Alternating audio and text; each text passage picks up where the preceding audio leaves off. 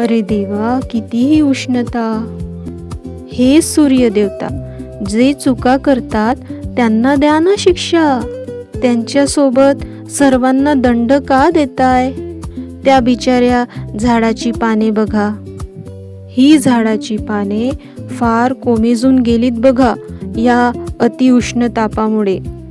सूर्याच्या उष्णतेपासून वाचण्याकरिता कोणीतरी असेच एखाद्या झाडाखाली आले असेल. झाडाखाली येताच या झाडाच्या पानातून वाहणाऱ्या वाऱ्यामुळे त्याचे तापलेले डोके शांत झाले असावे.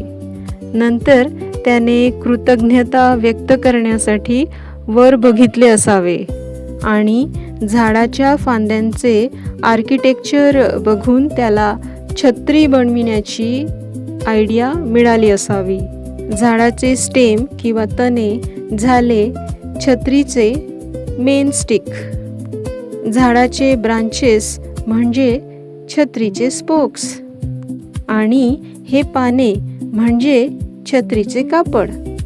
कोणास ठाऊक, आधुनिक छत्र्यांमध्ये कापड लावण्याऐवजी रेशमी धागे किंवा सुती धागे यांनी तयार केलेले पान किंवा फूल लावले जातील, जेणेकरून हवेची झुळूक आली की ते हलचल करतील. म्हणजे फुलांनी किंवा पानांनी सजलेली स्पेशल समर छत्री. आपल्याकडे पावसाळ्यात उपयोगी येणाऱ्या अनेक छत्र्या आहेत, पण वाढत्या तापमानाला तोंड देण्याकरिता अशा स्पेशल समर छत्र्या आधीच तयार करून ठेवले पाहिजे, नाही का?